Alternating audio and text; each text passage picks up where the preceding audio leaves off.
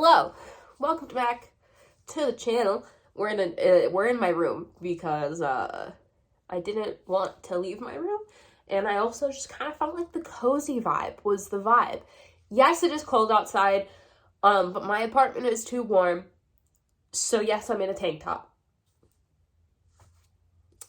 But today we're here to talk about all of the books that I read in March, which is I popped off. I really said, let me just have my best ever reading month known to man. So, also, I am currently recovering from a cold. We're on day 4, so fingers crossed that, tomorrow I feel better. But, so, to start off, we gotta talk about the first book that I read. Actually, you know what? This is in no particular order because after this book, I don't remember the order in which I read books. So, this is fun. But I read Olympus by Rachel Smythe. I think that's how you pronounce her last name. Volume 1. I loved this. This was so fun. It was a great way to start the month, you know, just kicking it off. And yeah, I powered through this bad boy in one day, obviously, because graphic novels are easy peasy. And I really enjoyed it. I'm really looking forward to Volume 2 and Volume 3 that are coming out later this year. So, yeah, I gave this 3 stars just because it's the beginning, you know. It's the beginning. You gotta get it in everything. So, there's that. Then I read These Violent Delights and Our Violent Ends, both by Chloe Gong. This is a duology, in case you didn't know or couldn't tell. This is following our 2 main characters, Juliet and Roma. This is a Romeo and Juliet retelling in 1920 Shanghai. In this, Roma and Juliet are heirs to rival gangs, which I thought that concept was really interesting. However, if you were thinking, oh, that sounds like a fun YA little contemporary retelling, there's fantasy elements in here that I kind of hated. So there's that. I gave this one 3 stars. I gave this one 2.5. I think, honestly, if this was just a Romeo and Juliet retelling with absolutely no fantasy elements, these books would have been great. However, I thought the fantasy elements were really lacking and they were just kind of thrown in to make it YA fantasy instead of just focusing on how cool it could have been to retell the story of Romeo and Juliet with 1920 Shanghai and them being a part of gangs. I feel like that could have been so cool without adding in any of the monster element or the fantasy element. It just felt like it didn't need to be there, if I'm gonna be honest. So, yes, I read both of these, and, you know, I will wait to see what else Chloe Gong does before I go reading more of her books. The next duology that she's putting out is following another character from this, so I probably won't be reading them just because, I didn't fully love, my time there. So then I reread Throne of Glass by Sarah J. Maas. This was just because I really wanted to go hang out with my girl Selena Sardathian again. And because my boyfriend is actually reading The Assassin's Blade, and I kept looking at him reading it, and I was like, I want to go back. So I reread Throne of Glass, and I actually tabbed it this time. There are so many tabs. And I had such a great time. I actually ended up giving this 4 stars on a reread. Originally, I gave it 3 stars when I read it about 2 years ago now. And I just love Selena. And I love Dorian. I don't love Kale. I still don't like him. Gonna hate him the whole time I'm rereading the series. But I just had such a great time going back to the beginning of her story and seeing all of the ways that, you know, we were going through. So, yeah, I got to hang out with Selena. Then, after I did that, I am going to talk about a book that I soft DNF'd, which is A Dark and Hollow Star by Ashley Shuttleworth. This I softy enough because I figured I was not in a fantasy mood anymore, because I was just cruising through fantasy for most of February and the beginning of March, and I was like, you know what? I think I'm done. So I was listening to the audiobook of this. I got 95 pages in before I decided to softy and F it and wait until I was back in a fantasy mood, which I am starting to get back into a fantasy mood. So we'll see when I pick this up again. But I was just getting bored with the characters and I wasn't interested in the story that was going on. So I do know that there's a second book of this coming out. So I will be interested to see how that's received once I do finish this, because I do think once I am again in a fantasy mood, I will be able to push through this again. Then we have the main chunk of my reading, which, oh boy. I read the entire Veronica Speedwell series that has been released so far. So let's just take you through the whole thing, which I read, again, the whole thing. And to just put it lightly, I read most of this series in a week. I was cruising. I was going. I was like, a book a day. Let's go. And I was a crazy person. So the first book is A Curious Beginning. This whole series, by the way, is by Deanna Raybourn. If you don't know what the Veronica Speedwell series is about, this is an adult mystery series. Very different than what I read. That features my girl Veronica Speedwell. She is oh god, I can never pronounce the name of her job. I almost always look at the word and say lobotomist, but that's not right. Lepidopterist. She's a lepidopterist, and she starts this journey when her aunt dies, and a friend, essentially, of her family, the Baron, comes to get her after her house is essentially broken into. And he's like, you are in danger, you need to come with me, I'm going to protect you. And because Veronica has a sense of adventure and she was already planning on leaving, she says yes and goes to London with him. And then once we get to London, the Baron says that he needs to bring her to someone who he knows will keep her safe. And thus we get to meet our boy Stoker. Love him. And the next day, the Baron ends up dead. And thus Veronica and Stoker go upon solving the mystery of why the Baron is dead. This is the very first book, and let me tell ya, whew, I was in love. I was like, oh my god, yes. This also heavily features a slow burn romance between Veronica and Stoker, and they had me screaming the whole time I was reading these books. This first book was a 3-star because it's just, the beginning. You're getting into it. You're getting to know the characters. You're getting to know, the vibe. And I just was like, you know what? I'm in. I'm sold. I think I'll read the next one. Which, the next one is A Perilous Undertaking. And this one was 4 stars. And also had me screaming. The main premise of this one, oh boy, is that a man is about to be hung for a crime he did not commit, and Veronica and Stoker are inspecting, whether or not he actually did it, and they're going to be figuring out who the actual killer of this mistress of this man was. And it's, oh my god, I was thriving reading this. I was like, oh yes. There's a moment in this book that literally had me screaming because, as I mentioned, slow burn romance, and I was like, oh my god, y'all are doing this to me in book 2? But there are 7 books? And I was like, no. And it just, I was screaming. 4 stars, so good. The way that, the mystery wraps up and everything that happens, I was like, oh my god, yes.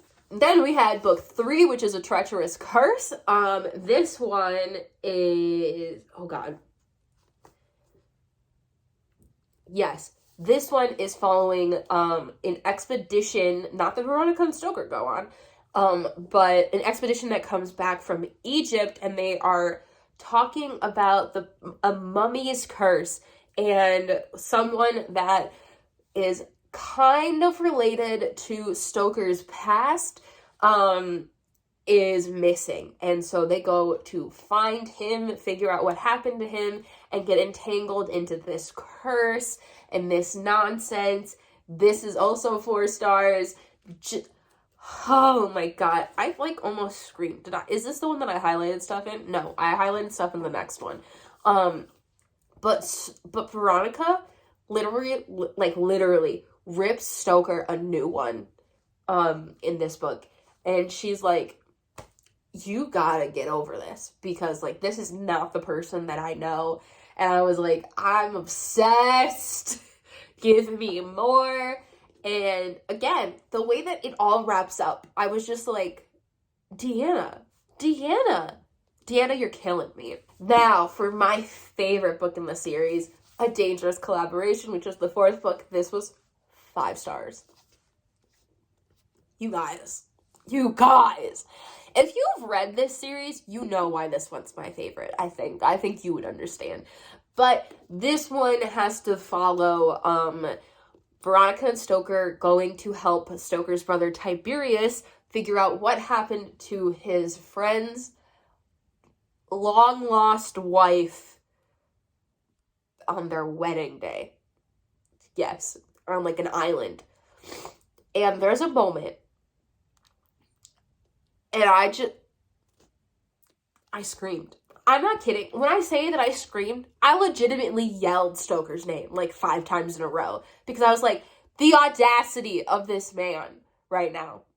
Like, ugh, so good. So good. This one's my favorite. This one is my favorite. Like, beautiful. Then we have the 5th book of Murderous Relation, which was 4 stars. This one, oh god, I always have to look at the back to remember, because again, I read these all in 1 week.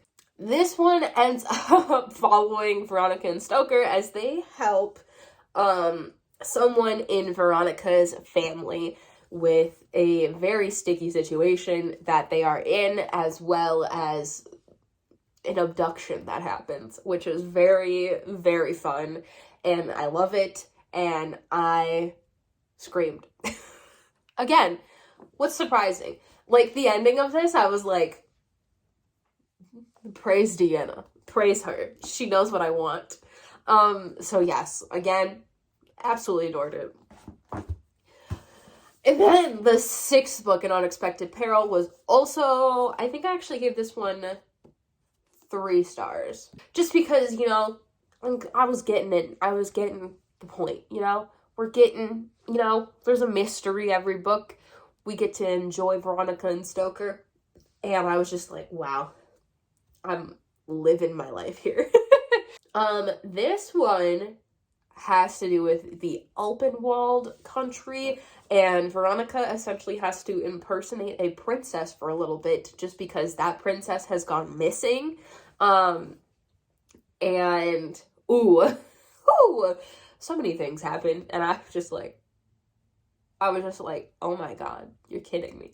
So yes, 3 stars on this one. And last but certainly not least, the 7th book, An Impossible Imposter, I also gave 3 stars. There was a shocking revelation about Veronica in this one, and I was just like, you mean to tell me what? Excuse me, ma'am?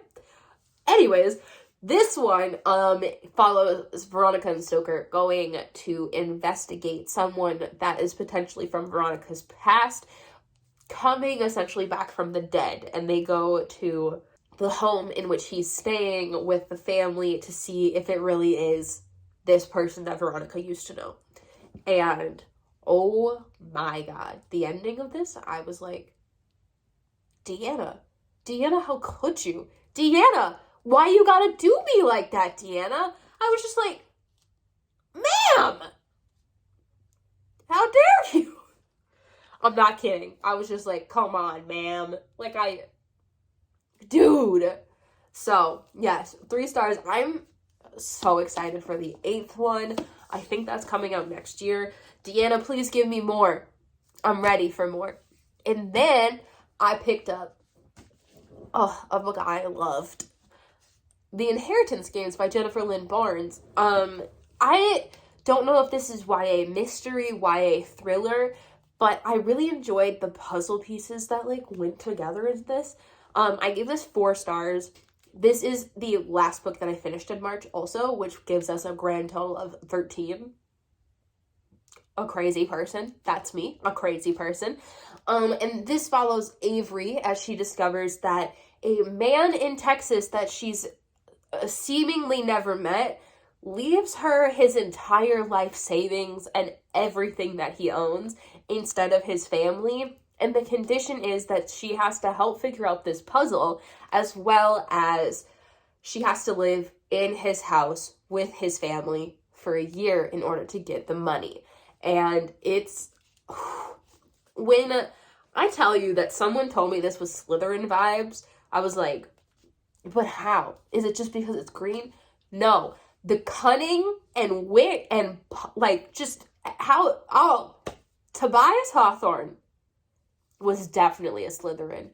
And I am vibing with this so hard. I literally finished this and decided I needed to get the second book that's currently out. So I went and got that. I'm currently reading that, and I love them. The love triangle in this also. I don't know about you, but I'm Team Grayson. Don't ask me why. I'm just Team Grayson, and I feel like he's the man, except I think he's better than Jameson by a long shot, but that's just me. Then, the last 2 books. Again, that was the last book that I read, but that didn't stop me from trying.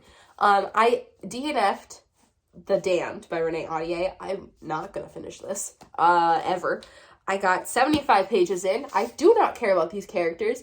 This is completely different than The Beautiful, which I read last year, and it's like a completely different vibe, a completely different story. And, like, this is supposed to be like a trilogy now instead of a duology, and it's just not the same. So I DNF'd it. I will not be finishing it. I'm also going to be unhauling this book, so it's not staying in this collection because I don't need it. Then I was like, maybe I'm just not ready for fantasy yet, you know? Maybe I gotta go back to, you know, some mysteries. So I started One of Us is Lying by Karen and McManus, and I DNF'd this also.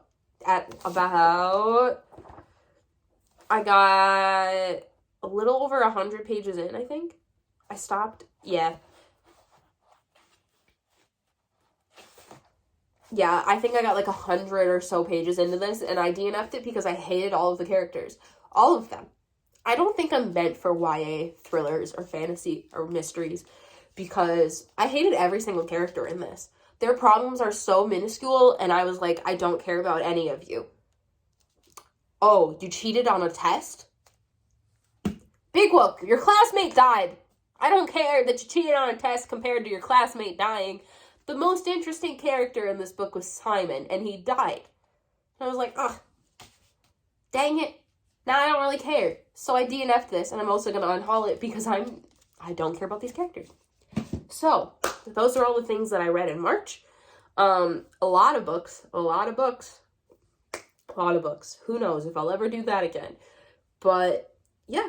If you guys like this video, make sure to give it a thumbs up. Let me know in the comments down below what you read in March, what you thought of the books that I read in March. Let me know if you're going to read the Veronica Speedwell series. I highly recommend it.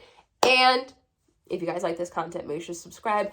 I'm posting videos whenever I can just because I've been busy. And if you want to know when I post, you just hit the notification bell. And I'll see you guys in the next one. Bye!